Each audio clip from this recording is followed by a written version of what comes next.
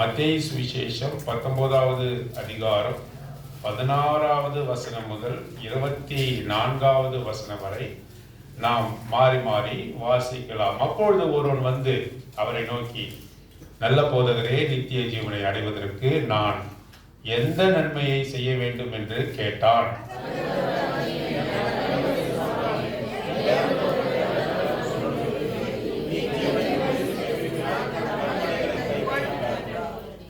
அவன் அவரை நோக்கி எவைகளை என்று கேட்டான். அதற்கு இயேசு, கொலை செய்யாதிருப்பாயாக, விபச்சாரம் செய்யாதிருப்பாயாக, களவு செய்யாதிருப்பாயாக, பொய் சாட்சி சொல்லாதிருப்பாயாக.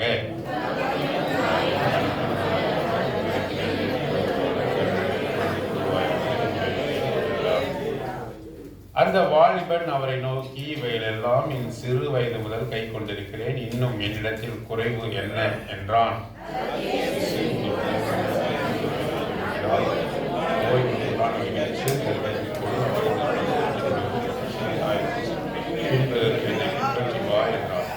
அந்த வாலிபன் மிகுந்த ஆஸ்தி உள்ளவனாய் இருந்தபடியால் இந்த வார்த்தைகளை கேட்டபொழுது துக்கமடைந்தவனாய் போய்விட்டான்.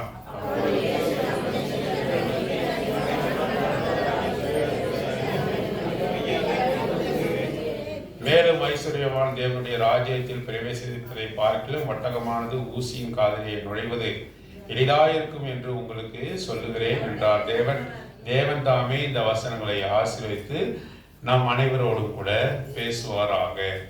இங்கே ஒருவரை குறித்து ஆண்டவர் சொல்லுகிறார். மத்தேயு சுவிசேஷம் 19வது அதிகாரத்தில் இவனை குறித்து வாசிக்கிறோம். இந்த சம்பவத்தை வாசிக்கிறோம். இது ஓமை அல்ல. This is an incident. This is not a parable. It has happened the time of our Lord. நம்முடைய ஆண்டவர் இந்த பூமியில் இருந்தபொழுது நடந்த நிகழ்வை குறிக்கிறது. 3 Gospels recorded this incident.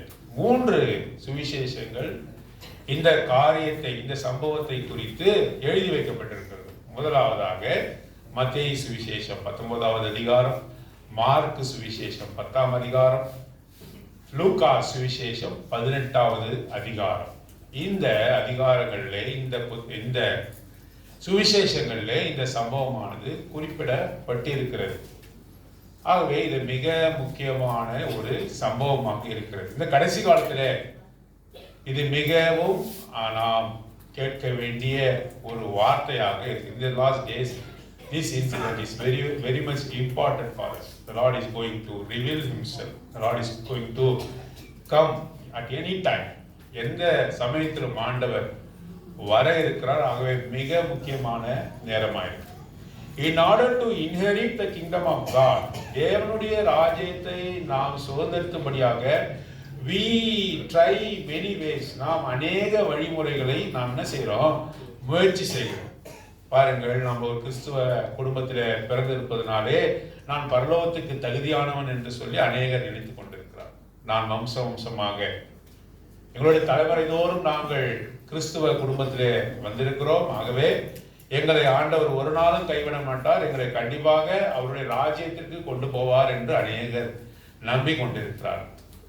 மாத்திரமல்லாமல் அநேகர் தாங்கள் கிறிஸ்துவ பெயர்களை வைத்திருப்பதனாலே எங்களுக்கு கிறிஸ்துவ நாமம் சூட்டப்பட்டிருக்கிறது, ஆகவே நாங்கள் பரலோகத்திற்கு போவோம் என்று அநேகர் நினைத்து கொண்டிருக்கிறார். அநேகர் நாங்கள் ஜெபம் பண்ணுவதனாலே, ஆராதனை செய்வதனாலே, இவைகளெல்லாம் நாங்கள் கை கொள்வதனாலே நாங்கள் பரலோகத்திற்கு போவோம், சபைக்கு ஒழுங்காக வருவதனாலே நாங்கள் பரலோகத்திற்கு போவோம் என்று சொல்லி அநேகர் ஏமாற்றப்பட்டு கொண்டிருக்கிறார்.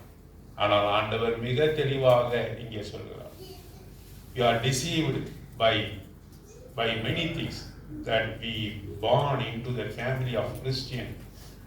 We think that we will inherit the kingdom of God. You are deceived. You are deceived. This incident narrates that how a man can inherit the kingdom of God. தேவனுடைய ராஜ்யத்தை ஒரு மனுஷன் எப்படியாக பெற்றுக்கொள்ள. பாருங்க, இந்த மனுஷனை குறித்து நான் வாசிக்கும் பொழுது, when I read about this man, I was sympathized about this man. அவனை குறித்து நான் பரிதாபப்படுகிறேன். அவனுக்கு இருந்த நல்ல குணத்தை போல நாம் ஒவ்வொருவரிடத்துல கூட இல்லை என்றே நான் சொல்ல. அவ்வளவு நல்ல குணங்கள் அவனிடத்துல காணப்பட்டது. அவ்வளவு நல்ல குணங்கள். அவனோடு கூட என்னை ஒத்திட்டு பார்க்கவே முடியாது. நம்மை ஒப்பிட்டு we cannot compare with this man who was narrated in Matthew Gospel chapter 19. He was so good. He was so good. அவனுக்கு மார்க் சுவிசேஷத்தில் அவனை 10ஆம் அதிகாரத்தில் அவனை குறித்து சொல்லும்போது, வீடுகளில் போய் வாசிங்க, அவனை குறித்து சொல்லும்போது அவன் எப்படிப்பட்டவன், அவன் நல்லவனாக இருந்தான். சிறு வயது முதல், from his kid, from his infant age, from his childhood, he learned many things. He was studious person. Studious person means அவன் மிகவும் கவனமுள்ளவனாக இருந்தான். கர்த்தருடைய வேதத்தை வாசிப்பது, அதை கை கொள்வதிலே மிகவும் கவனமுள்ளவனாக இருந்தான். பாருங்க, மார்க்கு சுவிசேஷம் 10ஆம் அதிகாரத்தில் நாம் வாசிக்கும் பொழுது அங்கே நாம் வாசிக்கிறோம், என்ன வாசிக்கிறோம்? ஆண்டவர் போகிறார் என்பதை அறிந்து he ran after him. He ran after him to see him. அது மார்க்கு சுவிசேஷம் 10ஆம் அதிகாரத்தில் சொல்லப்பட்டிருக்கிறது. அவன் ஓடினான், அவரை பின்தொடர்ந்து ஓடினான். ஆண்டவர் போய்கொண்டே இருக்கிறார். அவரை பின்தொடர்ந்து ஓடி போய் வெட்கப்படாமல் அவருக்கு முன்பாக முழங்கால் படியிடுகிறார். He knelt himself down. He knelt down before him. What a humble man he is. He was a learned man. He was a ruler. Luke Gospel chapter 18 says, he was a ruler.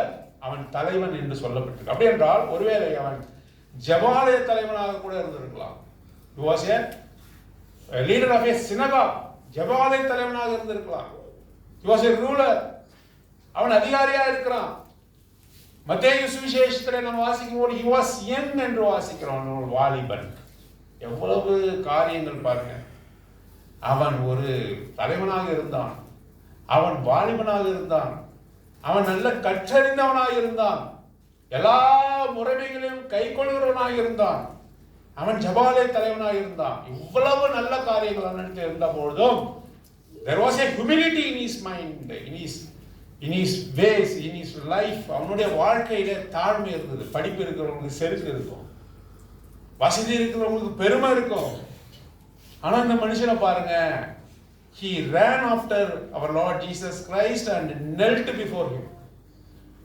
ஆண்டவராகிய இயேசு கிறிஸ்துவை பின்தொடர்ந்து போயே அவருடைய பாதப்படி அண்டையிலே அவன் முழங்கால் படிக்கிறான். அவரை தேவனாக அவன் அறியவில்லை, மனுஷகுமாரனாக அறியவில்லை, தேவனுடைய குமாரனாக அறியவில்லை. ஆனால் நல்ல போதகரே என்று சொல்கிறார். ராபாய், குட் ராபாய், நல்ல போதகரே என்று சொல்லுகிறான். அப்படி என்றால் தன்னை விடவும் அவர் உயர்ந்தவர் என்று சொல்லி அவருக்குரிய மரியாதையை கொடுக்கிறார். குட் ராபாய் என்று சொல்கிறார். நல்ல போதகரே என்று சொல்லும் பொழுது தான் கற்றறிந்ததை விட அவருக்கு அதிகமாக தெரியும் என்று சொல்லி அவரிடத்திலே அவன் கேட்கும்படியாக போகிறான். எவ்வளவு தாழ்மை, எவ்வளவு இரக்கம், எவ்வளவு நல்லவன். அந்த சொசைட்டியில, அந்த சமூகத்துல he got a very good reputation also. பின்னாடி வசனங்கள்ல அந்த அதிகாரங்களை வாசிக்கும் பொழுது நாம் பார்க்கிறோம், ரட்சிக்கப்படுவது சீஷர்கள். அவன் சென்ற பிறகு ஆண்டவர் இடத்துல அவர் கேட்கிறார், இவனே ரட்சிக்கப்படவில்லை என்றால் யார் தான் ரட்சிக்கப்படுவார்கள்? If salvation not given unto him, who can be eligible for that wonderful salvation என்று அவர் கேள்வி கேட்கிறார். பாருங்க, சீஷர்கள் அவனை பார்க்கிறார்கள். அவனுக்கு இவ்வளவு நல்ல தகுதி இருக்கிறது, இவ்வளவு தாழ்மை இருக்கிறது, இவ்வளவு நல்லவனாக இருக்கிறான், இவ்வளவு அறிவார்ந்தவனாக இருக்கிறான், இவனுக்கே ரட்சிப்பு கொடுக்கப்படவில்லை என்று சொன்னால் யாருக்கு தான் ஆண்டவரை ரட்சிப்பு கொடுப்பீங்கன்னு கேட்கிறாங்க. அப்படின்னா என்ன, யாருக்கு தான் ஆண்டவர் இந்த ரட்சிப்பு கொடுப்பீங்க அப்படின்னு கேட்கிறான். இவனே he is not eligible என்று சொல்கிறான். இவன் தகுதியோடவன் அல்ல. அப்படி என்றால் யாருக்கு ஆண்டவரே கிடைக்கும் அப்படின்னு அவர் சீஷர்கள் மிகுந்த ஒரு கேள்வியை, பெரிய ஒரு கேள்வியை அவர் மனதிலே இருக்கிறது. ஏன்னால் அவ்வளவு நல்லவனாக இருக்கிறார். ஒருவேளை ஆண்டவர் இந்த இடத்துல அவருக்கு பந்திக்கு முன்பாக நம்மத்திலே பேசிக்கொண்டிருக்கிறார். ஒருவேளை தாழ்மை இருக்கலாம், ஒருவேளை நல்ல குணங்கள் உன்னிடத்துல காணப்படலாம், நீ படித்தவனாக இருக்கலாம், மற்றவர்களால் தாழ்மையா நடந்து கொள்கிறான். ஆனாலும் கூட உன்னிடத்திலே ஒரு குறைவு உண்டு என்று அவர் சொல்லுகிறதை பார்ப்போம். எந்த நன்மையை செய்ய வேண்டும்? அவனுக்கு என்ன பாருங்க, ஒரு நல்ல கவனிங்க. கவனிங்க, என்ன பாருங்க, அவனுக்கு நல்ல வசதி இருக்கு, அதிகாரம் இருக்குது. he has a very good possession, he has very good power. ஏன்னா அவன் தலைவன். he has very good personality because he was young. அவன் வாலிபனா இருந்ததுனால அவனுக்கு பர்சனாலிட்டி அழகு இருக்கு. பர்சனாலிட்டி, பவர், பொசஷன், சொத்து இருக்குது. மிகுந்த ஆஸ்தி உள்ளவனாய் ஐஸ்வர்யவனாய் இருந்தான் என்று சொல்லும்பொழுது அவனுக்கு நல்ல வசதி வேற இருக்கு. he had very good reputation also. அவனுக்கு நல்ல மதிப்பு இருக்கிறது. ஆனாலும் கூட இதெல்லாம் மனசை சந்தோஷப்படுத்தல. யாராவது அவன்கிட்ட போய் சொன்னாங்களா, உனக்கு ஒரு தேவை இருக்குதுப்பான்னு சொன்னாங்களா? அப்படி என்றால் மனசாட்சியே உனக்கு சொல்லும், இவ்வளவு அதிகாரங்கள், இவ்வளவு வசதிகள், இவ்வளவு வாலிப தன்மைகள், பர்சனாலிட்டி எல்லாமே இருந்தாலும் கூட ஏதோ ஒரு விஷயம் அவனுக்கு dissatisfaction in his heart. He had a dissatisfaction in his heart. This is a wonderful man. அவன் ஒரு அற்புதமான மனுஷன். பாருங்க, எல்லாவற்றையும் மறைத்து கொண்டு ஹிப்போக்ரட்டிக் மனுஷனாக வாழல. எனக்கு எல்லாம் தான் இருக்கு, எனக்கு எல்லாமே இருக்கிறது, எனக்கு போதும் என்று அவன் ஒரு நாளும் திருப்தி அடையல. அவனுடைய மனசு அவனிடத்துல சொன்னது, அவனுடைய உள்ளிந்திரியங்கள் அவனுக்கு சொன்னது, உன்னிடத்துல ஒரு குறைவு உண்டு, அந்த குறைவை நான் நிவர்த்தி செய்ய வேண்டும். எனக்கு ஒரு குறைவு இருக்கு. உங்களுக்கு குறைவு இருக்கிறதா? பிரதர், எங்களுக்கு என்ன பிரதர் குறைவு? எங்களுக்கு என்ன குறைவு ஒரு வேலை கேட்குறீங்களா? அதுதான் ஆண்டவர் இடத்துல போய் கேட்கணும். என்னிடத்துல குறை உண்டா? பெருகமும் தியாத்திரா, உன்னிடத்திலே எனக்கு சில குறைகள் உண்டு. I have few things against you. தியாத்திரா, பெருகமம், Philadelphia, the churches, 7 churches in the Revelation, God says, I have few things against you, even though you did many good things. Ephesus, church at Ephesus, you did many things, good things, but I am not satisfied with your good things. I have few things against thee, correct it now itself. ஆண்டவர் சொல்றார், இன்றைக்கு உன்னை பார்த்து சொல்றார். ஒருவேளை நீங்கள் வயதானவர்களாக இருக்கலாம், அதிக நாள் ஆண்டவருக்குள்ளாக இருந்தவர்களாக இருக்கலாம், இன்னும் சில குறைகள் உண்டு. ஆண்டவர் சொல்றார், I have few things against thee. உன்னிடத்திலே குறைவு உண்டு. என்னிடத்திலே பேசுகிறார், மகனே மகளே, உன்னிடத்திலே குறைவு உண்டு. இந்த குறைவு நீ பரலோகத்திலே நுழையப்படாதபடிக்கு தடுக்கின்றது. எவ்வளவு துக்ககரமான காரியம். வாழ்நாளெல்லாம் கிறிஸ்தவன் என்று பெயர் பெற்று கிறிஸ்தவனை போல வாழ்ந்து வேதத்தை படித்து ஜெபம் பண்ணி கடைசியா நரகத்துக்கு போனா என்ன பிரயோஜனம்? In Acts of Apostles chapter 26, அப்போஸ்தலர் நடவடிக்கைகள் 26வது அதிகாரத்துல அப்போஸ்தலனாகிய பவுல் அகிரிப்பா ராஜாவுக்கு முன்பாக சுவிசேஷத்தை எடுத்து வைக்கிறான். ஆண்டவர் எப்படிப்பட்டவர், ஆண்டவர் எவ்வளவு நல்லவர், அவர் ரட்சிப்பு எப்படி கொடுக்கிறார் என்று சொல்லி அகிரிப்பா ராஜாவுக்கு முன்பாக அப்போஸ்தலனாகிய பவுல் சுவிசேஷத்தை சொல்லுகிறார். அகிரிப்பா ராஜாவே, அந்த பரம தரிசனத்திற்கு நான் கீழ்ப்படியாதவனாக இருக்கவில்லை. I have obeyed the commandments of the Lord which was revealed from heaven. பரலோகத்திலிருந்து வெளிப்படப்பட்ட அந்த சுவிசேஷத்துக்கு நான் கீழ்ப்படிந்திருக்கிறேன் என்று அகிரிப்பா ராஜாவுக்கு முன்பாக சொல்லுகிறான். சுவிசேஷத்தை அறிவித்த பிறகு அகிரிப்பா ராஜா ஒரு வார்த்தை சொல்லுகிறான்.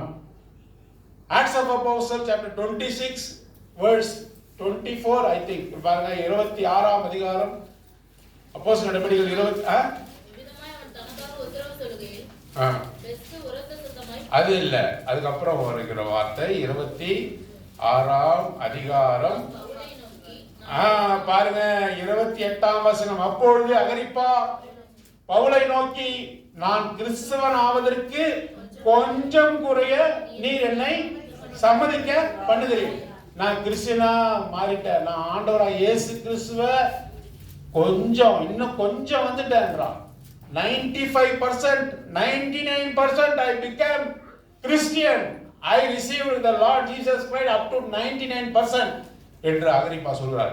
Is it enough? போதுமா? அது போதுமா?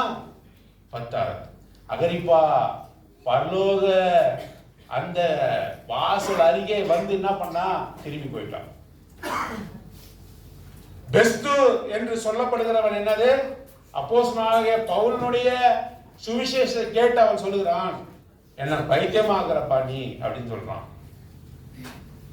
உரத்த சத்தமாய், பவுலே நீ பிதற்றுகிறாள், அதிக கல்வி உனக்கு பைத்தியமா இருக்கிறது. நீ சொன்ன வார்த்தை பைத்தியம். நீ பைத்தியமாவது மாத்திரம் அல்ல, எங்களையும் பைத்தியமாக்குற என்று பெஸ்து என்ற கவர்னர் சொல்லுகிறார். ஃபெலிக்ஸ் என்ற கவர்னருக்கு முன்பாக, ஆட்சியாளருக்கு முன்பாக சொன்ன வார்த்தைகள் அப்போஸ்தலர் நடவடிக்கைகள் 24ஆம் அதிகாரத்தில் எழுதப்பட்டிருக்கிறது. பெலிக்ஸ் என்ற அந்த கவர்னரால் ஏற்றுக்கொள்ள முடியவில்லை. பெஸ்து என்று சொன்ன அந்த கவர்னரால ஏற்றுக்கொள்ள முடியவில்லை. அகரிப்பா என்று சொல்லக்கூடிய இந்த ராஜா பரலோகத்துக்கு அருகாமையிலே வந்து பின்னோக்கி போனான். கொஞ்சம் குறைய நீ முழுமையாக மாறி இருக்கிறாயா அல்லது கொஞ்சம் ஏறக்குறைய கொஞ்சம் குறைய அப்படி இருக்கிறாயா? ஆண்டவர் என்று பார்த்துக்கிறார். எல்லாமே நான் செஞ்சிட்டு இருக்கேன் பிரதர், வசனங்களை படிக்கிறேன், இன்னும் சில காரியங்கள் நான் கர்த்தருக்கு கீழ்ப்படியாமல் இருக்கிறேன். மன்னிக்க மாட்டார். அன்பான சகோதர சகோதரியை மன்னிக்க மாட்டார். நீ பூரண புருஷனாகும்படி மத்தேயு சுவிசேஷம் 18ஆம் அதிகாரத்தில் வாசிக்கிறோம். அவர் என்ன சொல்றார்? நீ யூ மஸ்ட் பி பர்ஃபெக்ட். அந்த வாலிபனை பார்த்து, அந்த அதிகாரியை பார்த்து ஆண்டவர் சொல்லுகிறார், நீ பூரண புருஷனாகும்படி you must be perfect before the Lord. You must be blameless before the Lord. நீ கர்த்தருக்கு முன்பாக எந்த குற்றமும் சாற்றப்பட முடியாத அளவுக்கு இருக்கணும். இவ்வளவு நன்மைகளும் உன்னை பரலோகத்துக்கு கொண்டு போகாது. நீ படித்திருக்கலாம், பண்பாளனா இருக்கலாம், இரக்கமுடையவனா இருக்கலாம், ஒன்று உன்னை கொண்டு போகாது. நான் சொல்லுகிறேன், உன்னிடத்திலே ஒரு குறைவு உண்டு. I have something against you, against thee என்று அவர் சொல்லுகிறார். அகரிப்பா கொஞ்சம் குறைய இல்ல, பத்தாது, போக முடியாது. இதை கேட்டுக்கொண்டிருக்கிற அன்பான சகோதர சகோதரியே, ஆண்டவர் இன்றைய தினத்திலே உன்னிடத்திலே அவர் பேசிக் கொண்டிருக்கிறார். பாருங்க, அவர் சொல்கிறார் 17வது வசனத்துல அவர் சொல்கிறார், நீ ஜீவனில் பிரவேசிக்க விரும்பினால் கற்பனைகளை கைக்கொள் என்றார். அதுக்கு என்னன்னு கேட்கிறான். 10 கற்பனைகளை சொல்றார். அதுல ஒரு கற்பனை சொல்ற, உன் தேவனாகிய கர்த்தரை உன் முழு இருதயத்தோடும், உன் முழு ஆத்மாவோடும், உன் முழு பலத்தோடும் என்ற வார்த்தை இல்லைங்க. ஏன் இல்லை? அவன் அப்படியாக அன்பு கூர்ந்து இருக்கிறான். ஆகவே அதை சொல்ல வேண்டிய அவசியம் இல்லை. ஆகவே கற்பனைகளை அவர் சொல்லுகிறார். அவன் சொல்லுகிறான், அந்த வாலிபன் அவரை நோக்கி 20வது வசனம், இவைகள் எல்லாம் என் சிறு வயது முதல் கை கொண்டிருக்கிறேன். அவன் கை கொண்டிருக்கிறான். அவன் படித்தது மாத்திரமல்ல, he follows. அதை அவன் முழுமையாக கை கொண்டு இருக்கிறான். அப்பொழுது அவனை நோக்கி, இன்னும் என்னிடத்துல என்ன குறைவு என்றான். அவனுக்கு இன்னும் என்னிடத்துல என்ன, என்னைக்காவது நீங்க போய் கேட்டிருக்கீங்களா? என்னைக்காவது ஆண்டவர்கிட்ட போய் கேட்டிருக்கீங்களா? நான் கேட்பேன், அடிக்கடி கேட்பேன் இந்த வார்த்தை ஆண்டவர்கிட்ட கேட்பேன். ஆண்டவரே, இன்னும் நான் உம்மை கிட்டி சேர முடியாதபடி தடை செய்கிற காரியங்கள் எவை? What are the things that prevent myself in nearing you? உம்மை நான் கிட்டி நெருங்கி சேர முடியாதபடி தடை செய்கிற காரியம். கேட்டிருக்கீங்களா? நாம் நினைத்து விடுறோம், நாம ரொம்ப ரிலீஜியஸ், நாம அதிகமாக வேதத்தை படிக்கிறோம், ஜபம் பண்றோம், முழங்கால் படிக்கின்றோம். என்னைக்காவது ஒரு நாள் இந்த ஜபத்துல கேட்டிருக்கீங்களா, ஆண்டவரே இன்னும் தடை செய்கிற காரியங்கள் எவை? What prevents me? என்னை உம்மிடத்தை நெருங்க முடியாதபடி இன்னும் என்னை தடை செய்கிற காரியங்கள் எவை? கேட்டிருக்கோமா? நம்ம இந்த வாழ்க்கையில ரொம்ப திருப்திகரமா வாழணும். ஆண்டவர் கொடுத்த வளங்களை அனுபவித்துக் கொண்டு திருப்திகரமா வாழலாம். ஆனா இந்த வாலிபனுக்கு பாருங்க, அவன் திருப்தி அடையல. பதவியை வைத்து கௌரவம் இருக்கிறது, அதை வைத்து அவன் திருப்தி அடையல. சொத்து பத்தி இருக்கிறது, அதையும் அவனுக்கு திருப்தி கொடுக்கல. பவர் இருக்கு, அத்தாரிட்டி இருக்குது, அதுல திருப்தி படல. இன்னிடத்துல இன்னும் என்ன குறைவு இருக்கிறது? கேட்டிருக்கோமா? கேட்கணும். அப்போ ஆண்டவர் மெய்யாய் உண்மையாய் அவரை தேடுகிறவர்களுக்கு அவர் உண்மையாக சொல்லுவார். அவர் உண்மையாகவே அவனிடத்துல சொல்லுவார், இன்னும் என்னிடத்துல என்ன குறை உண்டு என்று சொல்வார். நீ பூரண சர்ப்பனமாக இருக்க விரும்பினார். Do you want to be a perfect man in Christ? Do you want to be a perfect in the Lord? நீ பூரண மனுஷனா இருக்கணுமா? உன்னிடத்துல குறை இருக்க கூடாதா? The Lord wants each one of you to be a perfect in His sight. அவருடைய பார்வையில நீ பூரண மனுஷனாக, குறை ஒண்ணு காணப்படக்கூடாது. குறை உன்னிடத்துல காணப்படக்கூடாது. நீ பூரண புருஷனாக இருக்க விரும்பினால் அவர் என்று சொல்கிறார். ஏன் அப்படி சொல்கிறார்? மார்க் காஸ்பல் சாப்டர் 10 மார்க் 10ஆம் அதிகாரத்தில் சொல்கிறார், அவனிலே அன்பு கூர்ந்து என்ற வார்த்தை இருக்குது. அந்த வார்த்தையை வாசிங்க. மார்க் 10. இயேசு அவனை பார்த்து பாருங்க. ஏன் யாருக்கு சொல்லுவாரு? யார் இடத்துல பேசுவாரு? யார் இடத்துல அன்பு கூறுறாரோ அவர் இடத்துல தான் பேசுவார். Those who are loved by the Lord, He will reveal what is the fault, what is the mistake, what is the lacking. என்ன குறை இருக்குன்னு யார்கிட்ட சொல்லுவாரு? யார் இடத்துல அன்பு கூறுகிறாரோ அவர் இடத்துல சொல்லுவார். எல்லாரிடத்தையும் சொல்ல மாட்டார். இவனுக்கு உண்மையாவே தன் இடத்துல என்ன குறை இருக்குது என்று அவன் அறிந்து கொள்ள விரும்பினான். He really wants to know what he is lacking behind. அவனுக்கு என்ன குறையில பின்தங்கி இருக்கிறான் என்பதை மெய்யாகவே அறிந்து கொள்ள விரும்பினான். அவனிடத்தில் தாழ்மை இருந்தது. ஆகவேதான் ஓடி வந்து முழங்கால் படியிட்டான். அவனை குறித்து மற்றவர்கள் என்ன நினைப்பார்கள் என்பது அவனுக்கு கவலை இல்லை. அவன் தலைவன். அவனுக்கு மற்றவர்கள் குறித்து கவலை இல்லை. ரவிக்கு முன்பாக முழங்கால் படியிட்டு அவரை போற்றி, என்னிடத்தில் என்ன குறை இருக்குது ஆண்டவரே, இந்த இதெல்லாம் எனக்கு நல்ல சுகத்தை கொடுக்கல, இன்னும் ஏதோ குறை இருக்கு, என் மனசாட்சி சொல்லுது, என்ன குறை ஆண்டவரே என்று அவன் கேட்கிறான். அவரிடத்திலே அவனை பார்த்து அவனுடைய அன்பு கூர்ந்து என்றவாக, அன்பா இருக்கிறவர் தான் பேசுவார். இன்னும் இடத்துல ஏன் அவர் பேசல? ஒருவேளை அவர் இன்னும் உன்னை நேசிக்கிறதுன்னு அர்த்தம். நேசிக்கப்படாதபடி சில காரியங்கள் தடை செய்கிறது என்ற அர்த்தம். ஆண்டவர் ஒரு இடத்துல பேசலையா? ஒரு தகப்பன்னா ஒரு மகன்கிட்ட பேசணும். நான் எப்படி பேசுவாருங்க? எது பேசுவார்? இல்ல, மெய்யாகவே ஆண்டவர் பேசுவாரு. வசனத்தின் மூலமா பேசுவாரு, வார்த்தையின் மூலமா பேசுவாரு, உணர்வுகள் மூலமா பேசுவாரு. இன்னும் கூட சிலருக்கு அங்கே சொப்பனத்தின் மூலமாகவும் பேசுவார். அப்படி பேசலனாக்கா ஏதோ தடையா இருக்குது. என்ன இடத்துல பேசவே இல்லை. ஆண்டவர் தகப்பன்னா பிள்ளை இடத்துல பேசணும். அப்படின்னா உறவு முறை சரியில்லைன்னு அர்த்தம். நான் தான் பேசிக்கிட்டே இருக்கிற ஜபத்துல ஒரு நாளும் ஆண்டவர் இடத்துல பேசல, சொல்லக்கூடாது. மெய்யாகவே ஆண்டவர் வசனத்தின் மூலமாக, பிரதட்சிணமாக, சொப்பனத்தின் மூலமாக, வசனங்கள் கொடுப்பதன் மூலமாக பேசுவார். மகனே மகளே, ஆண்டவர் உன்னிடத்துல பேச விரும்புகிறார். அவனிடத்துல பேசினார், அன்பாயிருந்தார், பேசினார். உன்னிடத்துல ஒரு குறைவு உண்டு என்று அவர் சொன்னார். நீ பூரண மனுஷனாக இருக்க வேண்டும் என்று சொன்னார். அப்பொழுது அவனுக்கு அவனுடைய குறைவை சொன்னார். என்ன குறைவை தெரியுமா சொன்னாரு? பாருங்க, உன்னுடையவைகளை விற்று தரித்திற்கு கொடு, அப்பொழுது பரலோகத்தில் உனக்கு பொக்கிஷம் உண்டாயிருக்கும் என்றார். பின்பு என்னிடத்திலே வா. உன்னிடத்துல ஒரு குறைவு உண்டு. ஒன்றுதான் மிக முக்கியமான காரியம். ஒன்றை குறித்து உன்னிடத்துல அவர் பேசுகிறார் என்று சொல்லிப்பார். பாருங்க, ஒவ்வொரு இடத்துலயும் அவர்கிட்ட இருக்கிற குறையே என்னிடத்துல இருக்கணும்னு அவசியம் இல்லை. இந்த வாலிபன் இடத்துல இருக்கிற குறை என்ன? அவனுடைய கண்கள், அவனுடைய மனசு, அவனுடைய நினைவுகள் எல்லாம் அவனுடைய ஐஸ்வர்யத்தின் மேல் இருந்தது. His mind is full of his possession. அதே போல இருக்கணும்னு எனக்கு அவசியம் இல்லை. ஒவ்வொரு இடத்திலும் தனிப்பட்ட விதமான குறைகள் இருக்கு. எபேசு சபையில் இருந்த குறை தியத்தீரா சபையில இல்லை. பெருகமும் சபையில இருந்த குறை அங்கே இன்னொரு சபையில இல்லை.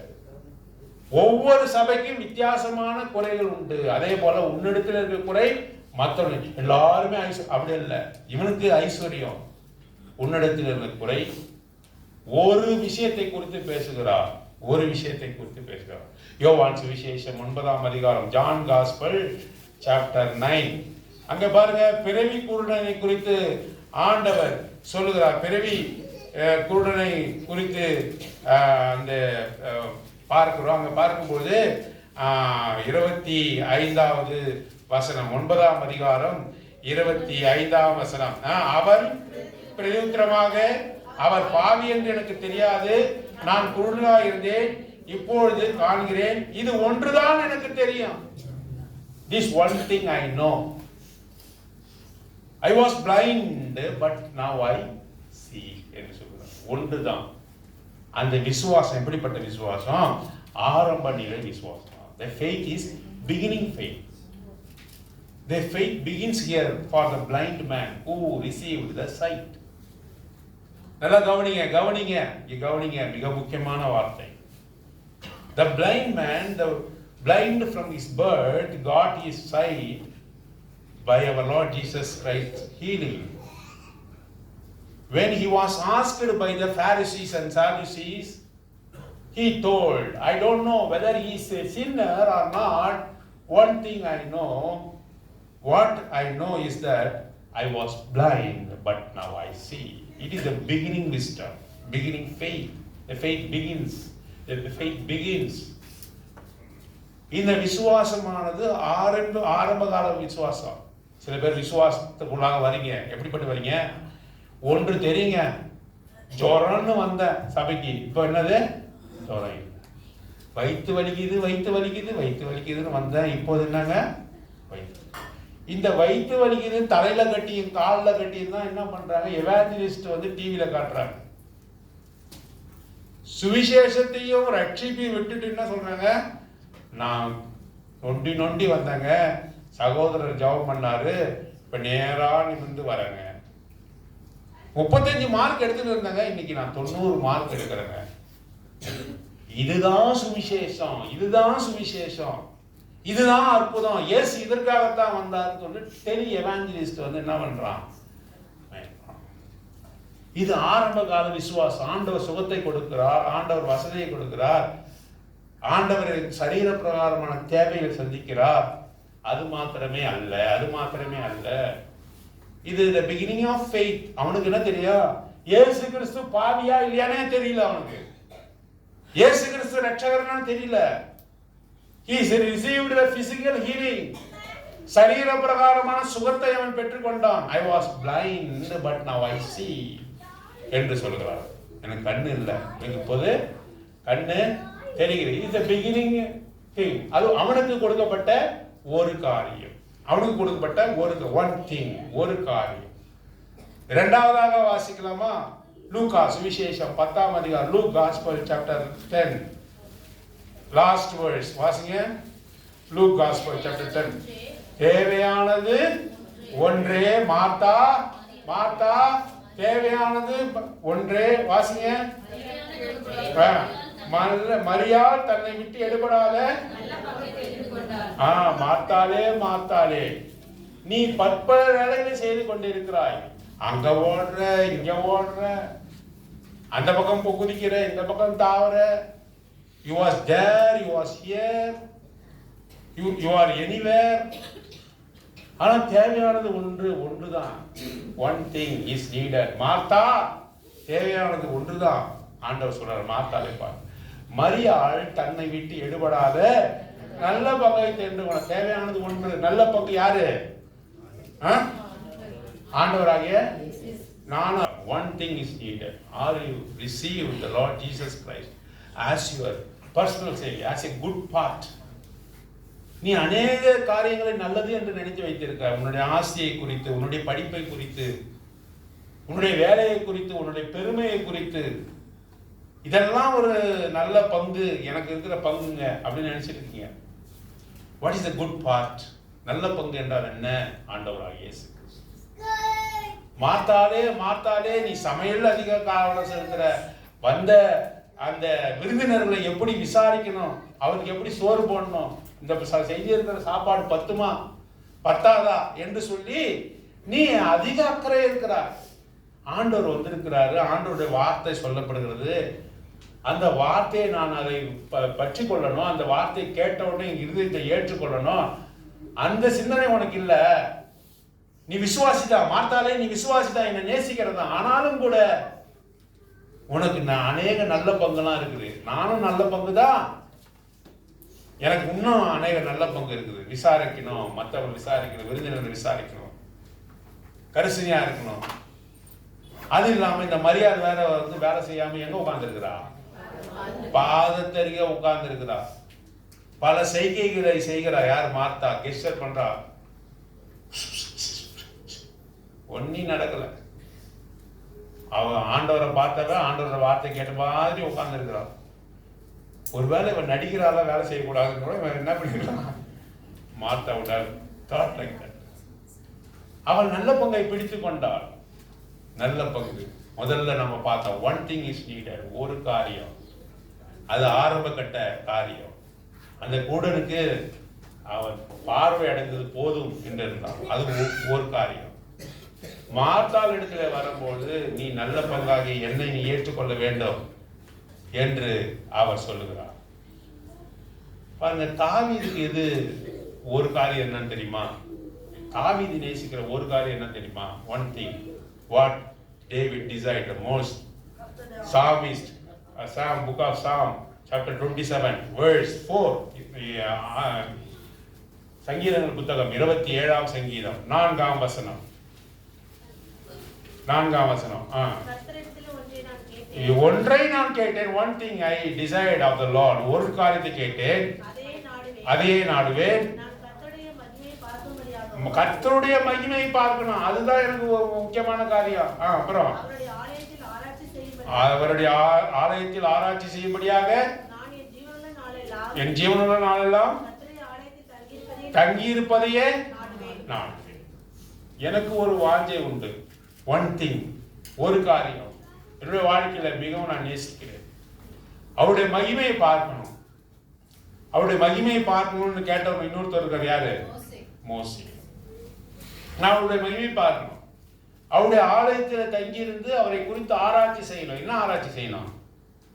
ஆலயத்தை எப்படி கட்டி இருக்கிறாங்க, என்னென்னலாம் எப்படிலாம் இருக்குது, எத்தனை ஏசி போட்டிருக்காங்க, எதை பார்க்கணும். எதை பார்க்கணும்? நான் இன்னும் என்ன குறைவுபட்டு இருக்கிறேன், ஆராய்ச்சி செய்யணும். அதான் ஆராய்ச்சி செய்யணும். ஒரு அங்கிள் கூட சொன்னார், ஒரு தேவனுடைய மனுஷன் மரிக்கும் பொழுது மரிக்கிற தருவாயில கூட வேதத்தை திருப்பி திருப்பி பார்த்துட்டு இருந்தாராம். அப்போ அவருடைய வேலை செய்யறவங்க அவரோடு கூட உடன் ஊழியர்கள் போய் கேட்கிறாங்களாம், இன்னும் கூட வேதாகமத்தை பார்க்கிறீங்க? வேதாகமத்தை அவர் பகுத்தாய்ந்து அநேகருக்கு சொல்லியிருக்கிறார். அநேக வசனங்களை அவர் சொல்லியிருக்கிறார். இந்த மரிக்கும் வேலையிலே கூட இன்னும் இந்த வேதாகமத்தை நீங்கள் ஆராய்ந்து கொண்டிருக்கல, என்ன நோக்கம் என்று கேட்கும்போது சொல்றாரா, இன்னும் அவருக்கு நான் கீழ்ப்படியாமல், இன்னும் ஏதாவது தடை, அவருக்கும் எனக்கும் ஏதாவது தடையா இருக்கிறதா என்ற காரியம் ஏதாவது இருக்கிறதா, நான் மிஸ் பண்ணிவிட போகிறேன் என்று சொல்லி அவர் ஆராய்ந்து கொண்டிருக்கிறார். இன்னும் ஆண்டவருக்கு நெருக்கமாக போக முடியாதபடி தடை செய்கிற காரியங்கள் எவை என்று ஆராய்ந்து கொண்டிருப்பது தான் தாவீதினுடைய விசுவாசம். அது பெரிய விசுவாசம். கூடுதல் விசுவாசம் சிறிய விசுவாசம், அது தொடக்க விசுவாசம். மார்த்தாளுடைய ஒரு காரியம், விசுவாசம் பெருக வேண்டும் என்று தேவையானது ஒன்றே என்று அவளுக்கு சொல்கிறார். இங்கே சங்கீதக்காரனாகிய தாவீதினிடத்தில் வரும்பொழுது அவனுக்கு தேவனுடைய மகிமை பார்க்க வேண்டும், அவருடைய ஆலயத்தில் தங்கியிருந்து அவரை குறித்து ஆராய்ச்சி செய்ய வேண்டும். அதுதான் அவனுக்கு கொடுக்கப்பட்ட ஒரே காரியம். அப்போஸ்தலனாகிய பவுலுடைய விசுவாசம், அவனுடைய ஒரு காரியம் என்ன தெரியுமா? உன்னதமான காரியம். எல்லாரையும் காட்டிலும் உன்னதமான விசுவாசம் அப்போஸ்தலனாகிய பவுலுடைய விசுவாசம். அவனுடைய ஒரு காரியம், அந்த ஒரு வாஞ்சை, அந்த ஒரு நிறைவேற்றுதல் என்ன தெரியுமா? பிலிப்பியர் 3ஆம் அதிகாரம் 13வது வசனம். Philippians chapter 3 verse 13. சகோதரரே, அதை பிடித்து இயேசு கிறிஸ்து போதும், இயேசு கிறிஸ்துவ ரட்சிப்பை அடைந்து அது மட்டும் போதும் என்று அதோட நிற்பது கிடையாது. ஒன்று செய்கிறேன், பின்னானவைகளை மறந்து முன்னானவைகளை நாடி கிறிஸ்து இயேசுவுக்குள் அழைத்த பந்தய பொருளுக்காக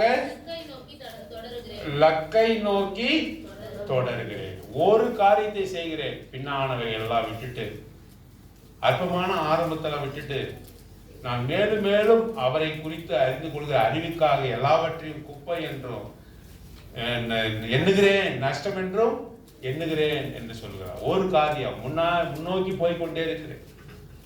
முன்னோக்கி என்றால் என்ன? அவரிடத்திலே மிக அணுக்கமாக I go nearer nearer nearer unto God. நம்முடைய விசுவாசத்தின் வாழ்க்கை எப்படி இருக்கணும்? Day by day I have to go nearer nearer nearer unto God, and அவர் கிரியேட்டர், அவர்ட்டு அவர் ஃபாதர். அவருக்கு பிரியமானதை நான் செய்யணும். எனக்கும் அவருக்கும் தடையாக ஒரு காரியம் இருக்கக்கூடாது, ஒரு காரியம் கூட குறைவுபடக்கூடாது. என்னுடைய விசுவாசம் பெருகணும். இந்த குருடனுடைய விசுவாசத்திலிருந்து அப்போஸ்தலனாகிய பவுலுடைய விசுவாசத்தை போல பெருகணும். விசுவாசம் இருந்ததுதான், ஆனாலும் கூட அது பெருகணும். எல்லாவற்றையும் நான் பின்னோக்கி தள்ளிவிட்டு நான் முன்னோக்கி செல்ல வேண்டும், அவரிடத்திலே நான் இருக்க வேண்டும் என்று சொல்ல வாஞ்சை. நான் இந்த தேகத்தை விட்டு போவது எனக்கு ரொம்ப பிரியமா இருக்கிறது. ஆனாலும் கூட உங்களுக்காக நான் என்ன செய்ய விரும்புகிறேன்? ஏற்கனவே சொன்னதுதான். ஒரு பாட்டி கிட்ட கேட்டோம்னாக்கா என்ன சொல்லுவாங்க? பேரனுக்கு கல்யாணம் பண்ணி போறேன், பேரனுக்கு குழந்தைய பார்த்துட்டு போறேன். அதுதான் அந்த பாட்டியினுடைய தாத்தாவினுடைய விருப்பமா வாஞ்சியா இருக்கும். ஆனா அப்போஸ்தலன் பவுலுடைய வாஞ்சை என்ன தெரியுமா? நான் இந்த தேகத்தை விட்டு போக விரும்புகிறேன். I want to leave this body and to be united with my Creator. I want to be united with the Creator. I want to see him face to face. அவரை முகமா பார்க்க விரும்புகிறேன். ஆனாலும் கூட யோசிக்கிறேன், இன்னும் கூட நீங்கள் நிறைவடையவில்லை. இன்னும் கூட என்ன பண்ணல? நீங்க ஆண்டவரை அறிய வேண்டிய விதமாய் அறியவில்லை. நான் எவ்வளவு தூரம் ஆண்டவரை அறிந்து கொண்டேனோ உங்களை பார்க்கிறேன், நீங்கள் இன்னும் குழந்தைகளைப் போல இருக்கிறீர்கள்.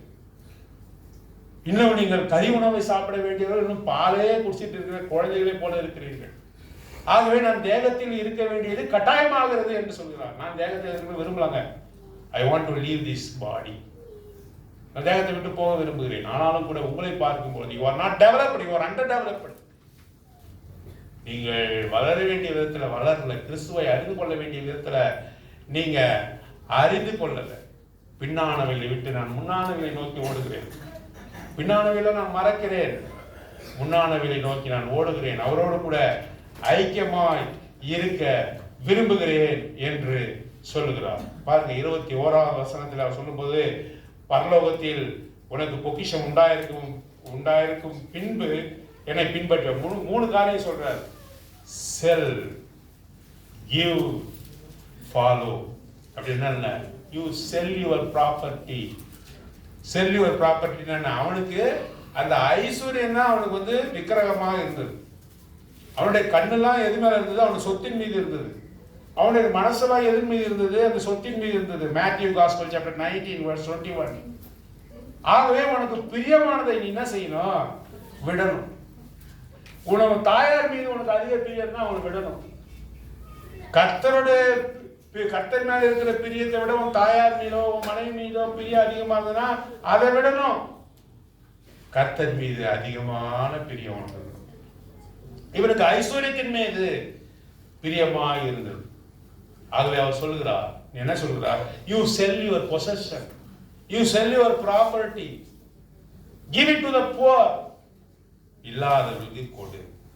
மூன்றாவது காரியம், follow, take up your cross and follow. உன்னுடைய சிலுவை எடுத்துக்கொண்டு எனக்கு பின்னாக வா என்று, என்னை பின்பற்றி வா என்று சொல்லப்பட்டிருக்கிறது. ஆனால் மார்க்கு சுவிசேஷம் 10ஆம் அதிகாரம், லூக்கா சுவிசேஷம் 18ஆம் அதிகாரத்தில் உன் சிலுவை எடுத்துக்கொண்டு பின்பற்றி வா என்று சொல்லுகிறார். பாருங்க, அவன் இந்த வார்த்தையை கேட்டபொழுது துக்கம் அடைந்தவனாய் போய்விட்டான். He was very sorrowful and left the Lord. பாருங்க, அவர் வழி அருகே வந்தாரு. ஆண்டவர் அவனை நோக்கி போனாரா? அவன் அவனை நோக்கி வந்தானா? அவன் வந்தானா? ஓடி வந்தான். He ran after him. அப்புறம் என்ன செய்யறான்? முழங்கால் படிக்கிறான். அவன் கேள்விகளை உண்மையாகவே கேட்கிறான். ஆண்டவர் அவன் மீது அன்பு கூறுகிறார். இப்பொழுது அவர் அவனுக்கான பதிலை சொன்னார். நீ எதுல குறைவுபட்டு இருக்கிறாய், நீ எதுல in what thing you are lacking behind, God revealed unto him. அவர் அங்கேதான் நிற்கிறாரு. He answered him sufficiently. He could not receive it. He was astonished. He was taken aback. Now he was standing for his salvation, but he went out. அவன் போய்விட்டான், ஆண்டவர் அங்கே நிற்கிறார். என்னுடைய நிலைமை என்ன? ஆண்டவர் உன்னிடத்தில் பேசும்போது நீ போராளா இருக்கிறியா? ஆர்வமாய் இந்த ரட்சிப்பை தொடங்கினான், நீ விசுவாச வாழ்க்கையை தொடங்கினான். ஆண்டவர் அங்கே நிற்கிறார். ஆனால் அவன் போய்விட்டான். எதை நோக்கி போய்விட்டான்? எங்க போனான்? நரகத்துக்கு போனான். பரலோகத்தின் வாசல் வரை வந்து அதை தட்டிட்டு தடையை பார்த்துட்டு என்ன பண்ணிட்டான்? நரகத்துக்கு நடைய கட்டிட்டான். அகரிப்பா ராஜாவை போல நரகத்துக்கு போயிட்டான். எவ்வளவு பரிதாபமான காரியம்! நீ விசுவாசத்தோட நீ அவிசுவாச உன்னோட வாழ்க்கையை முடிக்க போகிறாயா? ஜீவன்ல தொடங்கின உன்னுடைய விசுவாசமானது மரணத்துல முடிய போதா? ஆண்டவர் இன்றைக்கு நம்ம இடத்துல உன்னிடத்துல ஒரு குறை உண்டு. அவர் அன்பா இருக்கும்போது நீ கேட்டா பதில் சொல்லுவார். உன்னிடத்துல என்ன what you are lacking behind, he will answer you sufficiently, satisfactorily. அவர் நின்று உனக்கு பதில் சொல்றார். ஏன்? உன்னை அன்பு கூறுகிறார். நீ பரலோக ராஜ்யத்தில் வர வேண்டும் என்று விரும்புகிறார். நீ ஏறக்குறைய பரலோகத்தின் இடத்துல வந்து விட்டாய். நீ உள்ள நுழைவது தான் கொஞ்சம் தான் இருக்குது, அதை நிறைவேற்றி விடுவிடு என்று சொல்கிறார். ஆனால் அவன் துக்கம் அடைந்து he was sorrowful and went off என்று போடப்பட்டது. துக்க முகமாய் அவன் போனா. அதுக்கு அடுத்த வார்த்தை சொல்லும் பொழுது அவர் எவ்வளவு வேதனைப்பட்டு சொல்றான்னு பார்க்கணும். அப்போது இயேசு தம்முடைய சீஷரை நோக்கி, ஐஸ்வர்யவான் பரலோக ராஜ்யத்தில் பிரவேசிப்பது அரிதென்று மெய்யாகவே உங்களுக்கு சொல்லுகிறேன். மேலும் ஐஸ்வர்யவான் தேவனுடைய ராஜ்யத்தில் பிரவேசிப்பது பார்க்கிலும் ஒட்டகமானது ஊசியின் காதிலே நுழைவது எளிதாயிருக்கும் என்று உங்களுக்கு சொல்லுகிறேன். அவருடைய சீஷர்கள் அதை கேட்டு மிகவும் ஆச்சரியப்பட்டு, அப்படியானால் யார் ரட்சிக்கப்படக்கூடும் என்றார். இவ்வளவு நல்லவன், இவ்வளவு யோக்கியமானவன், இவ்வளவு வாலிபமானவன், இவ்வளவு தலைவன், படித்தவன், இவ்வளவு இரக்கமுள்ளவன், பணிவானவன், இவனுக்கே ரட்சிப்பு கொடுக்கலன்னா யாருக்கு தான் கொடுப்பீங்க அப்படின்னு கேட்க. அப்போது இயேசு அவரை பார்த்து, மனுஷரால் கூடாதுதான், தேவனாலே எல்லாம். அப்பொழுது பேதுரு பாருங்க, டக்குன்னு உள்ள வந்துட்டார். ஓ, இவன் தன் ஐஸ்வர்யத்தெல்லாம் விட மாட்டான்னு நம்ம என்ன விட்டுட்டு வந்திருக்கான்? படகை விட்டுட்டு வந்திருக்கிறோம், குடும்பத்தை விட்டு வந்திருக்கிறோம், வலையை விட்டு வந்திருக்கிறோம். ஒரு வலையோட விலை எவ்வளவு தெரியுமா? ஒரு படகோட விலை எவ்வளவு தெரியுமா? நம்மலாம் விட்டு வந்திருக்கோமே. இவன் விடமாட்டேன்னு போயிட்டானே அந்த வாலிப. உடனே நம்ம மறந்துட போறார், நம்ம ஒரு சீட்டை போட்டு வைப்போம் அப்படின்னு அவன் கேட்கறான். என்ன கேட்கறான்? அப்போது பேதுரு அவரை நோக்கி, இதோ நாங்கள் எல்லாவற்றையும் விட்டு உம்மை பின்பற்றினோமே, எங்களுக்கு என்ன கிடைக்கும் என்றான். என்ன கிடைக்கும்? எங்களுக்கு என்ன கிடைக்கும்? உங்களை பின்பற்றினோமே, வலையை விட்டோமே. ஒரு வலையோட விலை எவ்வளவு தெரியுமா? சாதாரண விலை கிடையாது. 2 லட்சம் 3 லட்சம். படகுடைய விலை 8 லட்சம் 9 லட்சம். அதெல்லாம் விட்டுட்டு வந்தோமே, எங்களுக்கு என்ன கொடுப்பீங்க? இவ்வளவு பெரியவனுக்கே ரட்சிப்பை கொடுக்குறீங்க, எங்களுக்கு என்ன கொடுப்பீங்க? அதற்கு இயேசு, மறுஜென்ம காலத்தில் மனுஷகுமாரன் தம்முடைய மகிமையில் சிங்காசனத்தின் மேல் வீற்றிருக்கும் பொழுது என்னை பின்பற்றின நீங்கள் இஸ்ரவேலின் 12 கோத்திரங்களில் நியாயத்திற்கவர்களாக 12 சிங்காசனங்கள் மேல் வீற்றிருப்பீர்கள் என்று மெய்யாகவே உங்களுக்கு சொல்லி. எவ்வளவு பெரிய அற்பமான காரியத்தை விட்டாங்க. அவன் என்ன சொன்னான்? படகை விட்டு வந்துட்டேன், எங்க அப்பா அம்மா விட்டுட்டு வந்துட்டேன், வலையை விட்டுட்டு வந்துட்டேன்.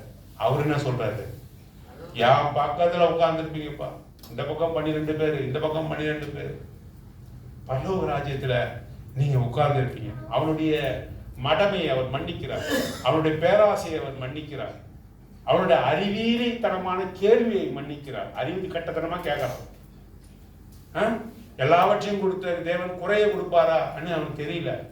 ஒரு சீட்டை போட்டு வைக்கிறான், எனக்கு என்னங்க கொடுப்பீங்க அப்படின்னு கேட்கறான். அதுக்கு அவர் அருமையான பதில சொல்றார். என் நாமத்தின் நிமித்தமாவது சகோதரியாவது தகப்பனையாவது தாயாவது மனைவியாவது பிள்ளையாவது நிலங்களையாவது விட்டவன் எவனோ அவன் 100 அடைந்து நித்திய ஜீவனும் சுதந்திரித்துக் கொள்வான். அவன் 100 அடைந்து என்று சொல்றார். தகப்பனை விட்டியா, நூறத்தனையான தகப்பன், நூறத்தனையான தாய், எல்லாவற்றையும் தருவார். இங்க எப்படி சொல்லிட்டாரு, மார்க்கு சுவிசேஷம் 10ஆம் அதிகாரம், அதை மட்டும் நம்ம பார்த்து முடிக்கலாம். மார்க்கு சுவிசேஷம் 10ஆம் அதிகாரம் 30வது வசனம். இப்பொழுது இம்மையிலே பாருங்க, முன்னாடி வசனம், வீட்டையாவது சகோதரியாவது சகோதரியாவது தகப்பனையாவது தாயாவது மனைவியாவது பிள்ளைகளையாவது நிலங்களையாவது விட்டவன் எவனும், அதுக்கப்புறம் தான் ஆரம்பிக்கிறார் பாருங்க. இப்பொழுது இம்மையிலே துன்பங்களோட நூறத்தனையாக, அதுக்கு வார்த்தையை சேர்த்துட்டாரு. என்ன வார்த்தை? அங்க அந்த துன்பங்கள் இல்ல.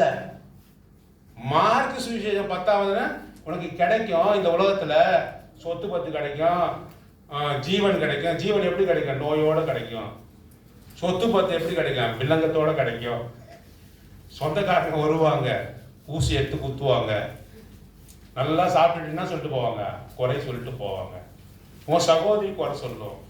எந்த சகோதரி பிரதர்? ரட்சிக்கப்படாத சகோதரியா? இல்ல, ரட்சிக்கப்பட்ட சகோதரி தான். பாருங்க சிஸ்டர், ரட்சிக்கப்பட்டவங்களே இப்படி பேசினா ரட்சிக்கப்படாதவங்க எப்படி பேசுவாங்க? அப்படி கிடையாது, ரட்சிக்கப்பட்டவன் தான் பேசுவான். பாருங்க, இந்த குவார்டர்ஸ்ல இருந்து எனக்கு வேதனை வரும்னு நினைக்கல, அந்த வகையில தான் உனக்கு வேதனையை கொடுப்பார். எல்லாம் தெரிஞ்சிருந்து என்ன கொடுமைப்படுத்துறா, அப்படிதான் படுத்துவாங்க. அவர் சொல்றாரு, நூறத்தனே கிடைக்கும் இந்த உலகத்துல, அங்க அது கூட என்ன இருக்கும்? துன்பங்களோட கூட நூறத்தனையாக வீடுகளையும் சகோதரியும் சகோதரியும் தாயும் பிள்ளைகளையும் நிலங்களையும்.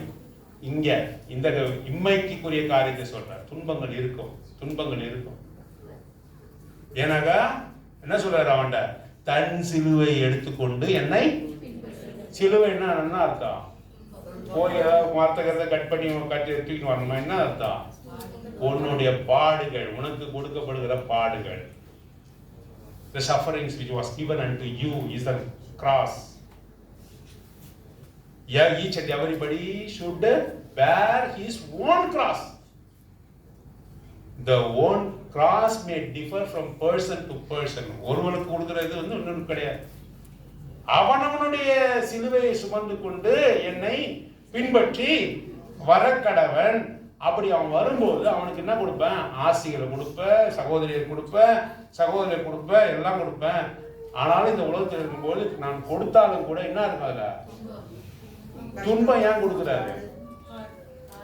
எனக்கு கொடுக்கப்பட்ட முல்லை குறித்து நான் 3 முறை ஜெபம் பண்ணினேன். எனக்கு கொடுக்கப்பட்ட வேதனையை குறித்து யார் சொல்றது? உடனே அந்த முல்லை பிடுங்கி விட்டார் ஆண்டவர். அப்படியா சொன்னார்? என்ன சொன்னாரு? என் கிருபை இருக்கட்டுமா அந்த முள்ளு உனக்கு, என் கிருபை உனக்கு போதும், உன்னுடைய பலவீனத்திலே என் பலன் பூரணமாய். முள்ள எடுக்கல. ஏன் எடுக்கல? ஏன் எடுக்கல? அப்போஸ்தலன் பவுலுக்கு அவனுக்கு கொடுக்கப்பட்ட தரிசனம் போல யாரும் கொடுக்குது? Revelation which the apostle Paul got, no other apostle got. Even Peter says in 2 Peter last chapter, 2 பேர், எனக்கு கொடுத்த காரியத்தை காட்டிலும் அதிகமான வெளிப்பாடு யாருக்கு கொடுத்திருக்காருன்னு பேதுரு சொல்றாரு, பவுலுக்கு சொல்றாரு. பவுல் அதிகமான வெளிப்பாட்டை பெற்றுக் கொண்டிருக்கிறான். பேதுரு தான் பிரதான சீடன். அவரே சொல்றார், பவுல் அதிகமான வெளிப்பாட்டை பெற்றுக் கொண்டிருக்கிறார் என்று அவரை குறித்து சொல்றார். அதிகமான வெளிப்பாடு, அதிகமான ஞானம். அப்படி இருக்கும்போது தன்னை உயர்த்தாதபடி அவனுடைய சரீரத்துல ஒரு முள்ளை கொடுத்தார். யாருக்கு? வேதனையை கொடுத்தார். ஏன்? அவன் அந்த வேதனை நீங்கும்படி அவன் ஜெபம் பண்ண. நாம கூட ஜெபம் பண்றோம். வேதனையோடு இருப்பது நமக்கு சந்தோஷமா? வேதனையோடு இருப்பது எல்லாரும் சந்தோஷமா? ஆனா வேதனை நீங்கும்படி ஜெபிக்கிறதோடு தப்பு கிடையாது. ஆனால் ஆண்டவர் என்ன சில பேருக்கு அந்த வேதனை நீக்கிறாரு, சில பேருக்கு என்ன செய்யறாரு? அந்த வேதனை இருக்கட்டும் சொல்றாரு. அப்போஸ்தலன் பவுல் கிட்ட சொல்ற, பவுல் இடத்துல சொன்னது போல நம்ம இடத்துலயும் அவர் சொல்லுகிறார். இந்த முள்ளு இருக்கட்டும் உனக்கு, இந்த வேதனை இருக்கட்டும், இந்த துன்பம் இருக்கட்டும் உனக்கு. ஏன் இந்த துன்பம்? என்னுடைய பலன் உன்னுடைய பலவீனத்திலே பூரணமாய் விளங்கும் என்று சொன்னான். இம்மைக்குரிய காலத்தில் அவனுக்கு அதிகமாக கொடுத்தாலும் கூட அதோட கூட துன்பத்தையும் வைக்கிறார். மறுமையிலே துன்பம் இருக்குமா? இல்ல. அதே வசனத்தில் பார்க்கிறோம், 30வது வசனம், மறுமையிலே நித்திய ஜீவனையும் அடைவான். மறுமையிலே, life after death, you will possess the eternal kingdom. Eternity. You'll be happy and happy. You'll be joyous forever. அங்க துன்பம் உனக்கு கிடையாது என்று மெய்யாகவே உங்களுக்கு சொல்லுகிறேன் என்று சொன்னார். ஆகவே ஒன் திங், ஒரு காரியத்தை குறித்து உன்னிடத்தில் பேசுகிறார். யாரிடத்தில் பேசுவார்? அவர் யாரிடத்தில் அன்பா இருக்கிறாரோ அவரிடத்தில் பேசுவார். இந்த வாலிபனிடத்திலே ஆண்டவர் அன்பாக இருந்தார். அவரும் மிக தாழ்மையான ஒரு மனுஷன் தான். He was a leader. He had a good knowledge of God. He obeyed the commandments even from his childhood. He has one thing to be satisfied. He asked the master rabbi. He came after him. He ran after him. He knelt before him. He asked a right question from a right to a right person in order to receive a right answer. He posed a right question before a right person in order to receive a right answer. ஒரு நல்ல கேள்வி கேட்டான், சரியான நபரிடத்தில் கேட்டான், நல்ல விடையை பெற்றுக்கொள்ளும்படி கேட்டான். பெற்றுக்கொண்டான். அந்த விடையானது அவனுக்கு துக்கத்தை உண்டாக்க, மனமகிழ்ச்சியை உண்டாக்கவில்லை. துக்கத்தோடே போய்விட்டான். அவர் அங்கே நிற்கிறார். நித்திய ஜீவனை அவனுக்கு கொடுக்கும்படி அங்கே நிற்கிறார். ஆனால் அவனோ பரலோக வாசல் வரை வந்து போய்விட்டான். நாம் எப்படி இருக்கிறோம்? ஆண்டவர் உன்னிடத்தில் கேட்கிறார், நீ விட வேண்டிய காரியத்தை குறித்து உன்னிடத்தில் பேசிக்கிட்டு ஒரு விஷயம் தடையா இருக்கிறது. மாத்தானே, நீ பல காரியத்துல அக்கறையா இருக்கிற, தேவையானது ஒன்றே என்று பேசுகிறார். தாவீது அவருடைய ஆலயத்தை ஆராய்ச்சி செய்து அந்த ஒரு காரியம் உன்னிடத்துல பேசுகிறார். உன்னிடத்துல குறையை குறித்து பேசுகிறார். அந்த ஒரு காரியம் I have few things against thee என்று சபைகளுக்கு அவர் சொல்லுவார். உன்னிடத்துல சில காரியம், ஒரு காரியம் ஆண்டவர் இன்றைக்கு பந்திக்கு முன்பாக பேசுகிறார். நீ எவ்வளவு நல்லவனா இருக்கலாம், வேதத்தை ஒழுங்கா படிக்கலாம், உன் வாலிபத்தெல்லாம் கர்த்தருக்கு செலவு பண்ணலாம். ஆனாலும் கூட சில காரியம், ஒரு சிறிய பெருமை, சின்ன பொய், உன்னை மற்றவர்களை மதிக்காத தனம், சில ஒழுங்கற்ற காரியங்கள், இது என்ன செய்யுது? நீ பரலோகத்துக்கு நுழையாதபடி தடை செய்யும். அகிரிப்பா ராஜாவே, நீ பரலோகத்தினிடையே வந்து விட்டாய். நான் ஏறக்குறைய கிறிஸ்தவனாக மாறிவிட்டேன். ஆனாலும் கூட அவன் வழுவி போனான். பெஸ்ட் வழுவி போனான். ஃபெலிக்ஸ் வழுவி போனான். உங்களுடைய காரியம் என்ன?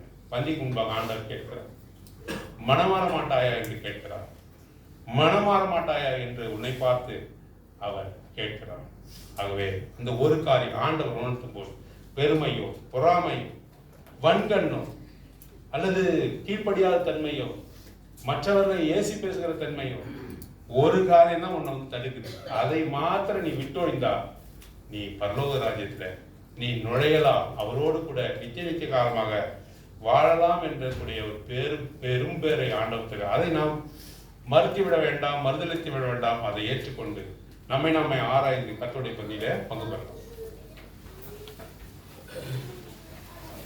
அந்த ஈஸ்வரநாயக வாலிபன் கூட ஆண்டவர் அவனை நேசிக்கிறாருன்னு அவனுக்கு தெரியல.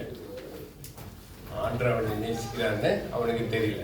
ஆண்டவர் அன்பு வந்து அவன் எவ்வளோ சின்சியராக ஓடி வந்தான் இல்லையா? நல்ல சின்சியராக ஆண்டவர் பதில் கொடுக்குறாரு. Lord also answer you very sincerely. The Lord loved the young man, the young rich ruler. He loved him. But he did not